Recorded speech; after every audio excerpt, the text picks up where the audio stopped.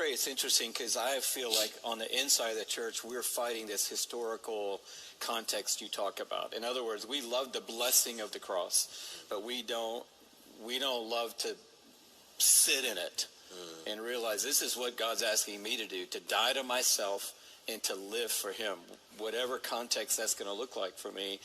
But I want to flip that upside down, because I think the other side of it is true with our nation's history.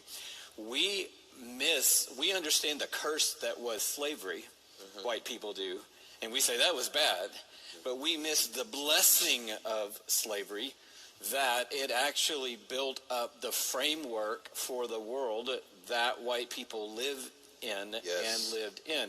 And so a lot of people call this white privilege, and when you say those two words, it just is like a fuse goes off for a lot of white people, because they don't want somebody telling them to check their privilege. And so I know that you and I both have struggled in these days with, hey, if the phrase is the trip up, let's get over the phrase and let's get down to the heart. Sure. Let's get down to what then do you want to call it. And I think maybe a great thing for me is to call it white blessing, that I'm living in the blessing of the curse that happened generationally that allowed me to grow up in Atlanta. And you talking about being 57. If you were 57, I can't imagine being that old, Dan, and being 57.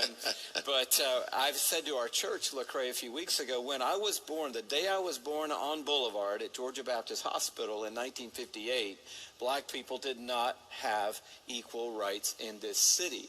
Not my grandparents' lifetime or their lifetime, in my lifetime. This is right now what we're talking about today.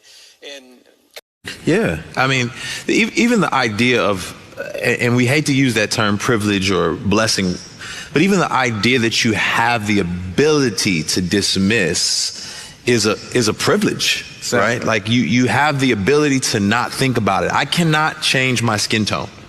Products do not exist for me. As soon as I get on a plane on a foreign flight and I try to flip through the movies that are available, I don't see myself, and I realize, oh, I'm black. And so I can't turn that off.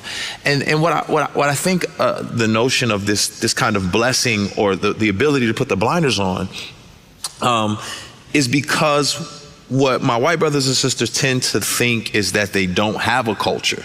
And that is an indicator of this blessing, this privilege, right? Is that you believe you don't have a culture. So when you go out to eat food, when you go out to eat fried rice with shrimp, you call it Chinese food. Why is it Chinese food and not normal food? Because your food is normal food. But if you go to China, all of a sudden, that's normal. And what is your food? It's an indicator of your culture. And so I think that the blinders are on in terms of, well, we don't have a culture. Why can't everyone just see things from this vantage point? Well, that's a benefit that you have of being able to turn those off. Where as black people, we can't turn that off. We can't just, close the curtain on it and just live our lives.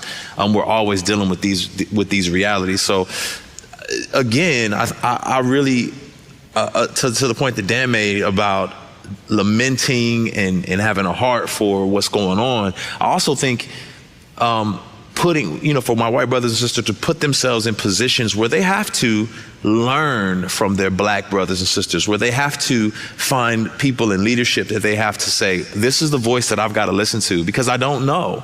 And I've got to be okay with saying, I don't know. I've got to be okay with saying that though the world inundates me with my perspectives, because a lot of times our cultural narratives can guise themselves in the form of righteousness. You'll think you're right because everything else around you seems to agree with your perspective. And God has the right to critique that. God has the right to say, no, I can critique that. The Roman Empire was everywhere. Doesn't mean it was the right perspective or the right way to see things. And so I think taking the time to listen to your black brothers and sisters would be helpful.